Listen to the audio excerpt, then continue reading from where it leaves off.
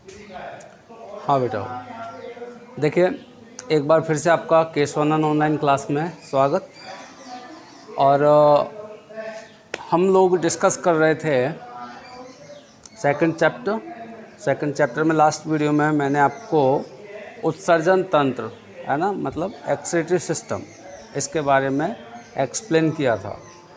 आज हम लोग नेक्स्ट सिस्टम के बारे में डिस्कस करेंगे, रिप्रोडक्टिव सिस्टम मतलब जनन तंत्र।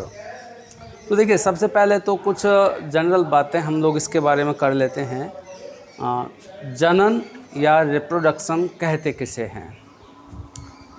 देखिए जितने भी सजीव होते हैं है ना, वो नेचर में यानी कि प्रकृति में अपना अस्तित्व बनाए रखने के लिए अपने समान नए जीव उत्पन्न करते हैं।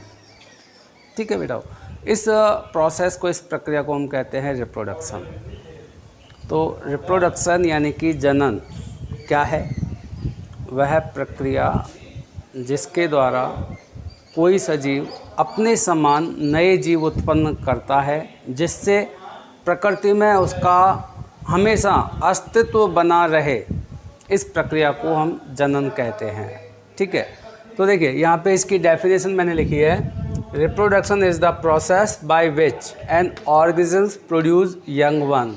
मतलब रिप्रोडक्शन एक वो प्रक्रिया है जिसके द्वारा कोई भी सजीव अपने जैसे नए जीव उत्पन्न करता है। देखिए बेटा, ये जो जनन होता है, ये रिप्रोडक्शन जो होता है, ये दो तरह का होता है। एक तो होता है सेक्सुअल रिप्रोडक्शन, दूसरा होता है asexual reproduction. There are two type of reproduction, sexual and asexual. देखिए सेक्सुअल जो होता है इसको हम लैंगिक जनन कहते हैं, लैंगिक जनन। और एसेक्सुअल को कहते हैं अलैंगिक जनन।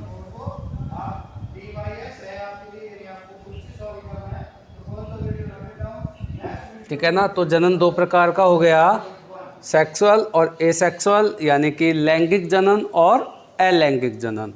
देखिए लैंगिक जनन में क्या होता है कि दो अलग अलग जीव, दो अलग अलग लिंगों के जीव मिलकर के अपने समान नया जीव उत्पन्न करते हैं, है ना। मतलब मेल एंड फीमेल गैमेट्स के मिलने से, नर और मादा युग्मकों के मिलने से नए जीव का निर्माण होता है। तो इस प्रकार का जनन जिसमें दो अलग अलग जीव, जिनमें एक नर और दूसरा मादा होता है, मिलकर के यदि अपने समान जीव उत्पन्न करते हों, तो उसे हम लैंगिक जनन यानी कि सेक्सुअल रिप्रोडक्शन कहते हैं। एसेक्सुअल मतलब अलैंगिक। अलैंगिक जनन उस जनन को कहा जाता है जिसमें केवल एक ही जीव अपने समान नए जीव उत्पन्न कर लेता है, वहाँ दूसरे जीव की ज़रूरत नहीं होती है। ठीक है ना। तो जो जनन है ये दो प्रकार का हो गया, सेक्सुअल एंड एसेक्सुअल, लैंगिक और अलैंगिक। अब हमें बात करनी है मनुष्य की, क्योंकि हम लोगों को सिस्टम जो पढ़ने हैं वो मनुष्य में पढ़ने हैं। तो humans are sexually reproducing and viviparous.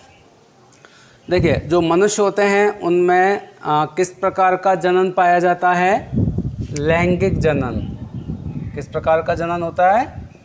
लैंगिक जनन पाया जाता है। ठीक है ना। और ये विविपेरस होते हैं। विविपेरस का मतलब होता है बच्चे उत्पन्न करने वाले, बच्चे उत्पन्न करने वाले।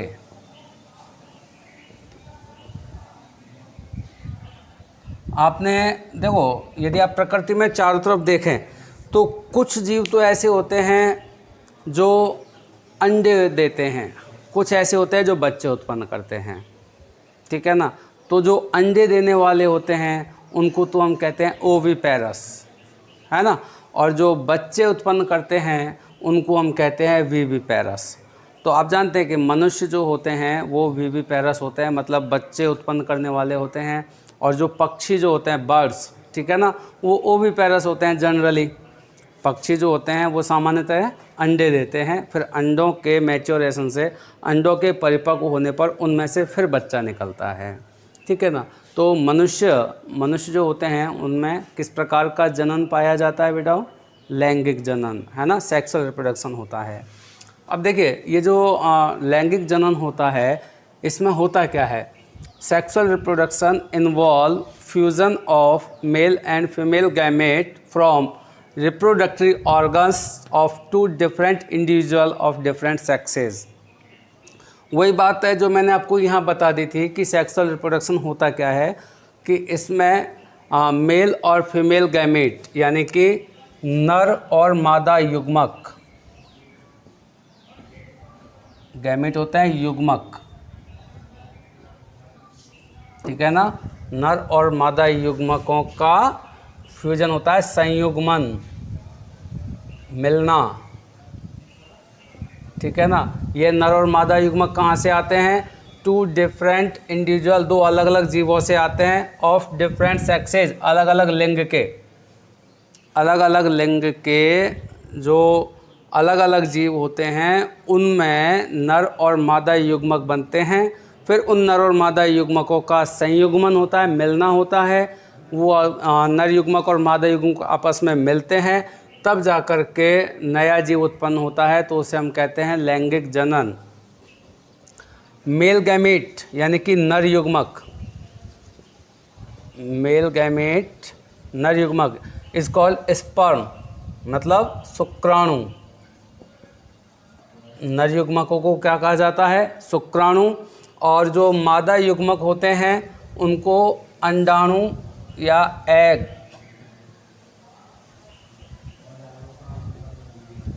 Male gametes called sperms and female gametes is called eggs, यानी कि नर युग्मकों को शुक्राणु कहा जाता है और मादा युग्मकों को अंडाणु कहा जाता है।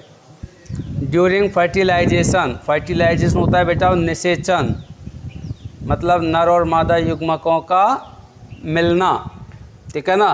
तो during fertilisation these gametes fuse to form zygote, तो निषेचन के दौरान ये दोनों युग्मक मतलब स्पर्म और एग मतलब शुक्राणु और अंडाणु आपस में मिलते हैं और क्या बनाते हैं, युग्मनज। जाइगोट को क्या कहते हैं बेटा, युग्मनज।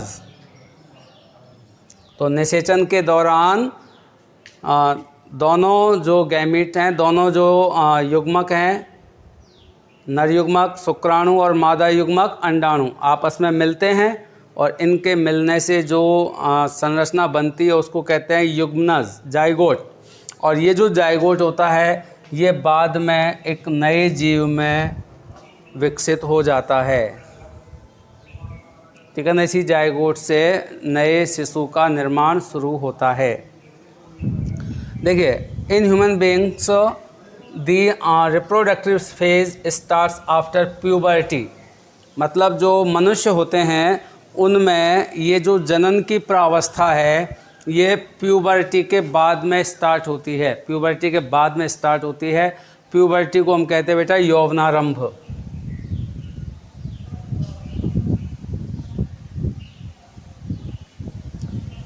प्यूबर्टी को कहते हैं यौवनारंभ, ठीक है ना। तो हमारे जो जनन ऊतक होते हैं, हमारे जो जनन अंग होते हैं नर में भी और मादा में भी, ये एक निश्चित आयु के बाद मैच्योर होना शुरू करते हैं, परिपक्व होना शुरू करते हैं। तो वो टाइम या वो काल जब जनन ऊतक या जनन अंग परिपक्व होना प्रारंभ करते हैं, उस समय को या उस काल को हम कहते हैं यौवनारंभ यानी कि प्यूबर्टी। देखिए प्यूबर्टी को कैसे हम लोग डिफाइन करते हैं, पीरियड ऑफ एडोलेसेंस, एडोलेसेंस होता है वयस्क अवस्था, है ना। तो वयस्क अवस्था का वह काल जब growth of vegetative tissue is decreased and growth of reproductive tissues is increased. मतलब यौवनारंभ क्या होता है, यौवनारंभ होता है वयस्क अवस्था का वह काल या किशोर अवस्था का वह काल जब जनन ऊतकों की वृद्धि तो बढ़ जाती है और कायिक ऊतकों की वृद्धि रुक जाती है, उसको हम कहते हैं प्यूबर्टी यानी कि यौवनारंभ। कायिक ऊतकों की वृद्धि से मतलब है कि हमारी जो लंबाई है ना, वो बढ़ना रुक जाएगी, हमारा और कुछ जो वेजिटेटिव जो हमारी कायिक कोशिकाएँ जो होती हैं, ठीक है ना, वो थोड़ी देर के लिए, थोड़े दिनों के लिए वो रुक जाती हैं या धीमी पड़ जाती हैं और जनन ऊतकों की वृद्धि तीव्र हो जाती है। उस काल को, उस समय को हम क्या कहते हैं? यौवनारंभ यानी प्यूबर्टी। ये जो प्यूबर्टी होता है बेटाओ, इसकी जो एज है, इसका जो टाइम है वो अलग अलग होता है। Generally time of puberty in male is 14 to 16 years and in female is 12 to 14 years. मतलब जो नर होते हैं, है ना, उनमें यौवनारंभ का समय 14 से 16 वर्ष माना गया है और मादाओं में 12 से 14 वर्ष माना गया है।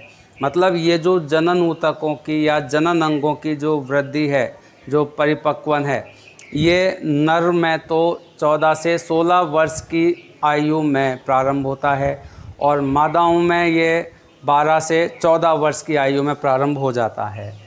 ठीक है ना, इसको हम टीन एज भी बोलते हैं। टीन, इंग्लिश में काउंटिंग आती है ना, हम लोग करते हैं, तो टीन किन किन के लास्ट में आता है?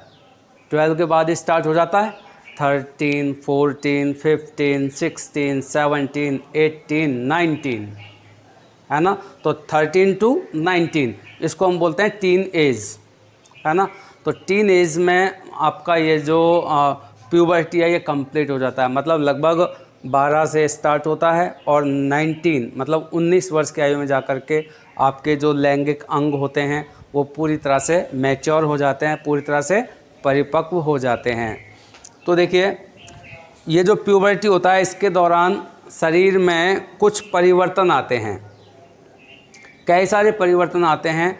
इनमें से कुछ चेंजेस, कुछ परिवर्तन तो ऐसे हैं जो मेल और फीमेल दोनों में एक जैसे होते हैं और कुछ परिवर्तन ऐसे होते हैं जो मेल में अलग होते हैं और फीमेल्स में अलग होते हैं, है ना।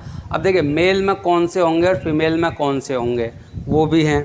तो पहले मैं आपको उन परिवर्तनों के बारे में बता रहा हूँ जो मेल और फीमेल दोनों में एक जैसे होते हैं।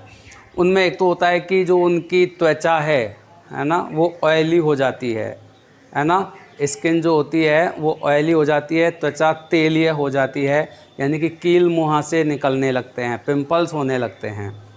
ठीक है, इसके अलावा एक दूसरे लिंग के प्रति आकर्षण बढ़ने लगता है। लड़के लड़कियों की तरफ आकर्षित होना शुरू होते हैं और लड़कियां लड़कों की तरफ आकर्षित होना शुरू होती है। ये एक मनोवैज्ञानिक प्रभाव होता है इस एज का। इसके अलावा जो लड़के या लड़की होते हैं वो स्वयं के प्रति सजग हो जाते हैं, है ना। बहुत ज़्यादा अपने आप को टाइम देते हैं, शीशे के सामने अपने आप को 10 बार देखेंगे, 10 बार अपने बाल सही करेंगे, अपना ड्रेसिंग सेंस देखते हैं कि कपड़े सही पहने हैं कि नहीं पहने हैं, जूते सही हैं कि नहीं है, ठीक है ना, हेयर स्टाइल सही है कि नहीं है। तो इन सब चीज़ों को वो बहुत ज़्यादा महत्व देने लगते हैं, है ना। सेल्फ अवेयरनेस जो है वो बढ़ जाती है। ठीक है, तो ये सारे चेंजेज ऐसे हैं जो मेल और फीमेल दोनों में एक जैसे आते हैं।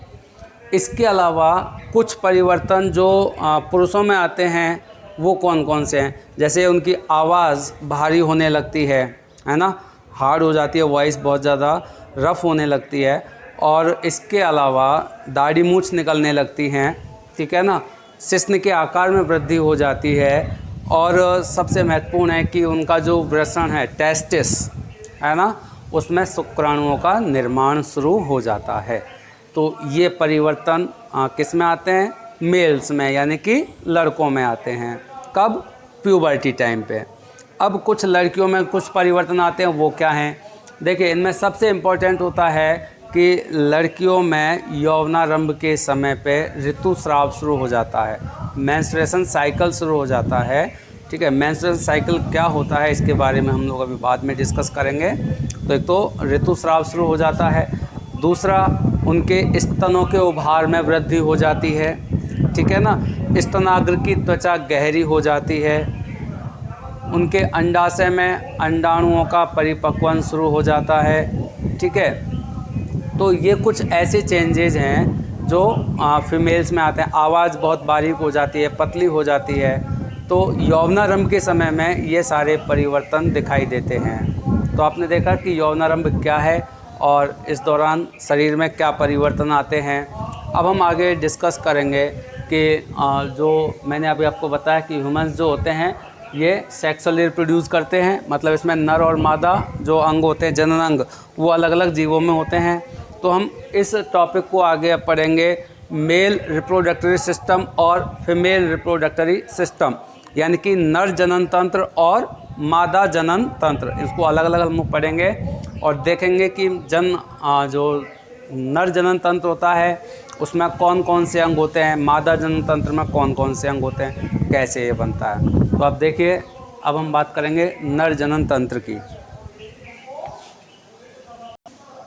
हाँ तो बेटा देखिए, अभी हम लोग डिस्कस कर रहे हैं मेल रिप्रोडक्टिव सिस्टम यानी कि नर जनन तंत्र। देखिए पहले हम लोग इसको डायग्राम से इसको एक्सप्लेन कर लेते हैं, समझ लेते हैं, उसके बाद ये जो लिखा हुआ है वो भी मैं आपको समझा दूँगा। देखिए बेटा, ये मेल रिप्रोडक्टिव सिस्टम है, इसमें ये जो ऑर्गन आप देख रहे हैं ये होता है टेस्टिस। हाँ तो बेटा ये होता है टेस्टिस, जिसको हम कहते हैं वृषण। वृषण, ठीक है ना। तो एक जोड़ी वृषण होते हैं, वन पेयर ऑफ टेस्टिस होते हैं, जो कि बॉडी के बाहर यानी कि एब्डोमिनल कैविटी के बाहर, उदर गुहा के बाहर, इस सैक लाइक स्ट्रक्चर में या इस थैलेनुमा संरचना में ये स्थित होते हैं। इस थैलेनुमा संरचना को हम कहते हैं स्क्रोटम, यानी कि इसको कहते हैं हम वृषण कोश।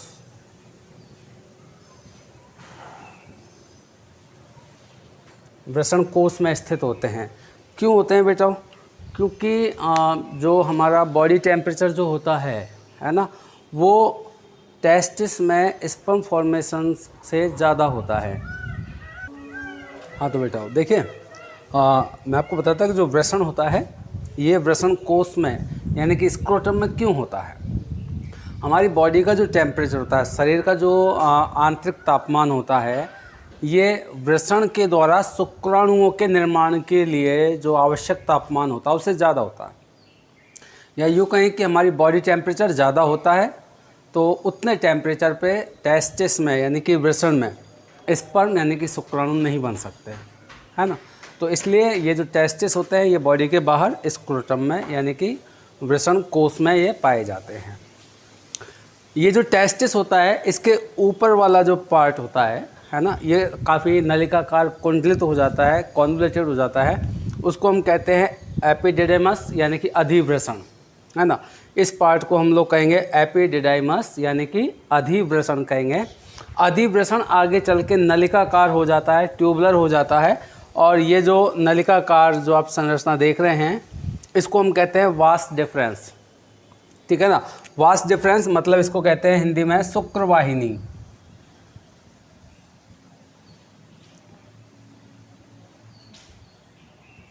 शुक्रवाहिनी, ये शुक्रवाहिनी आगे चल के इस एक सैक लाइक स्ट्रक्चर में ओपन हो रहा है, पहले थैलेनुमा संरचना में ओपन हो रहा है, इसको हम कहते हैं सेमिनल वेसाइकल, और हिंदी में इसको कहते हैं शुक्राशय। शुक्राशय, सेमिनल वेसाइकल। सेमिनल वेसाइकल से आगे चल के ये जो वास डिफरेंसा होता है ये आपका यूरिनरी ब्लैडर यानी कि मूत्राशय से जो आगे मूत्र मार्ग आता है इसके साथ जुड़ जाता है ना।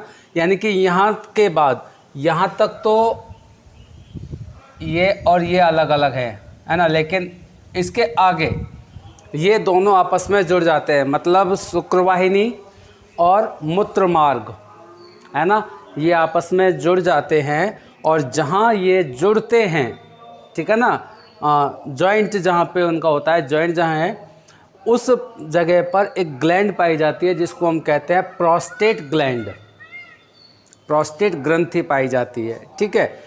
अब ये जो प्रोस्टेट ग्रंथि का आगे का वाला भाग है, यहाँ इस नलिका को हम कहते हैं स्खलन वाहिनी यानी कि इजेक्टरी ट्यूब, इसको क्या कहेंगे? स्खलन वाहिनी। और स्खलन वाहिनी यहाँ शरीर के बाहर जब निकलती है तो इसके चारों तरफ पेशियों का यानी कि मसल्स का एक थिक कवरिंग जमा हो जाता है, एक मांसपेशियों का आवरण जमा हो जाता है, और इस अंग को हम कहते हैं पेनिस मतलब शिश्न।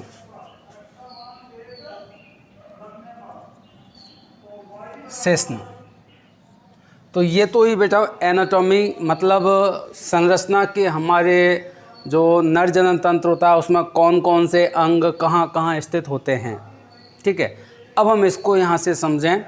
देखिए, जो मेल रिप्रोडक्टरी सिस्टम होता है मतलब नर जनन तंत्र जो होता है उसमें कौन कौन से अंग हैं। टेस्टिस, अभी मैंने आपको बताया, इसको वृषण कहते हैं। स्क्रोटम, इसको वृषण कोश। वास डिफरेंसा, शुक्रवाहिनी। सेमिनल वेसाइकल, शुक्राशय। प्रोस्टेट ग्रंथि,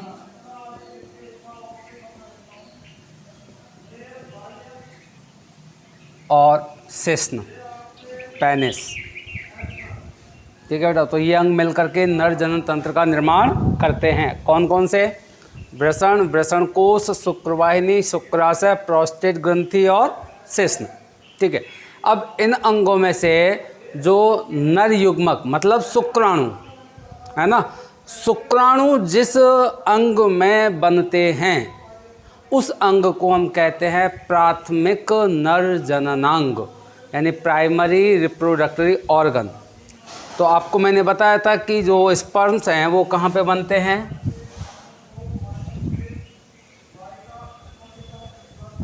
टेस्टिस में, है ना, वृषण में बनते हैं। सो दैट्स वाई जो टेस्टिस होता है ये आपका वृषण जो होता है ये प्राथमिक जनन अंग होता है नर में। नर में प्राथमिक जनन अंग कौन सा होता है? टेस्टिस यानी कि वृषण। देखिए कितने होते हैं ये? 1 पेयर, एक जोड़ी टेस्टिस, एक जोड़ी वृषण होता है। They are located outside the abdominal cavity within sac called scrotum. अभी मैंने आपको बताया था कि जो वृषण होते हैं ये शरीर के बाहर वृषण कोश में स्थित होते हैं। क्यों होते हैं? Because scrotum keeps the testis temperature at lower than body temperature. जो वृषण कोश होता है ये वृषण के तापमान को शरीर के तापमान से कम रखता है। उससे क्या होगा? The lower temperature is required for proper functioning of testis and for development of sperm. तो मैंने आपको बता दिया वहाँ पहले भी कि टेस्टिस से शुक्राणुओं के निर्माण के लिए जो तापमान ज़रूरत होता है, जो तापमान चाहिए वो कम होता है और हमारा बॉडी का टेम्परेचर ज़्यादा है, तो इसलिए वृषण जो हैं वो शरीर के बाहर वृषण कोश में स्थित होते हैं। अब देखिए जो टेस्टिस जो होगा मतलब आपका जो वृषण है उसका कार्य क्या है? Function of testis. इसमें पहला लिखा है they produce millions of male gametes, मतलब स्पर्म, मतलब ये अरबों खरबों शुक्राणुओं का निर्माण करते हैं। अभी जो शुक्राणुओं के निर्माण की जो प्रक्रिया है इसको हम कहते हैं स्पर्मेटोजेनेसिस। स्पर्मेटोजेनेसिस यानी कि शुक्र जनन। क्या कहते हैं इस प्रक्रिया को? शुक्र जनन, स्पर्मेटोजेनेसिस। तो स्पर्मेटोजेनेसिस या शुक्र जनन किसे कहते हैं? प्रोडक्शन ऑफ मेल गैमेट्स या फिर sperm in testis. This process is called spermatogenesis, मतलब वृषण में शुक्राणुओं के निर्माण की प्रक्रिया शुक्र जनन कहलाती है। इसके अलावा देखिए जो वृषण होता है इसके अंदर बहुत सारी छोटी छोटी ट्यूब होती हैं जिनको हम सेमनीफेरस ट्यूबल्स कहते हैं। शुक्र नलिकाएं, क्या कहते हैं इनको? शुक्र नलिकाएं। इन शुक्र नलिकाओं से एक हार्मोन सीक्रेट होता है, एक हार्मोन स्रावित होता है और उस हार्मोन का नाम है टेस्टोस्टेरोन। तो हम सीधा सीधा कह सकते हैं कि जो वृषण है उससे जो सेक्स हार्मोन सीक्रेट होता है, जो एक लिंग हार्मोन जो स्रावित होता है उसका नाम है टेस्टोस्टेरोन। और जो टेस्टोस्टेरोन होता है ये क्या कार्य करता है पता है आपको? ये शुक्राणुओं के निर्माण की क्रिया को नियंत्रित करता है ना, मतलब स्पर्म फॉर्मेशन का जो प्रोसेस होता है उसको कंट्रोल करता है। और इसके अलावा जो पुरुषों में द्वितीयक लैंगिक लक्षण होते हैं, सेकेंडरी रिप्रोडक्टरी जो कैरेक्टर्स होते हैं उनको ये कंट्रोल करता है। जैसे मैंने आपको बताया था कि पुरुषों में दाढ़ी मूंछ का आना, आवाज़ का भारी होना, लिंग के आकार में वृद्धि होना, महिलाओं में स्तनों के उभार में वृद्धि होना, आवाज़ का बारीक होना, ऋतुस्राव का शुरू होना, ठीक है ना, तो वो सब ये द्वितीयक लैंगिक लक्षण है। तो पुरुषों में इन द्वितीयक लैंगिक लक्षणों को, सेकेंडरी जो सिम्टम्स हैं, उनको कौन कंट्रोल करता है? टेस्टोस्टेरॉन। ठीक है बेटा। अब इसके बाद नेक्स्ट जो स्ट्रक्चर है वो है वास डिफरेंसा, मतलब शुक्रवाहिनी। तो ये जो नलिका जैसी संरचना आप देख रहे हैं, है ना, इसको हम कहते हैं शुक्रवाहिनी। और शुक्रवाहिनी जो होती है, इसका मुख्य कार्य होता है कि ये जो शुक्राणु हैं इनको टेस्टिस से यूरेथ्रा तक लेकर आती है।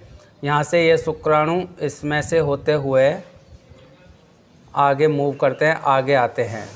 तो इस तरह से ये सिर्फ एक रास्ता है, एक नलिका है, जिससे शुक्राणु सेमिनल वेसाइकल तक यानी कि शुक्राशय तक लाए जाएंगे। ठीक है ना।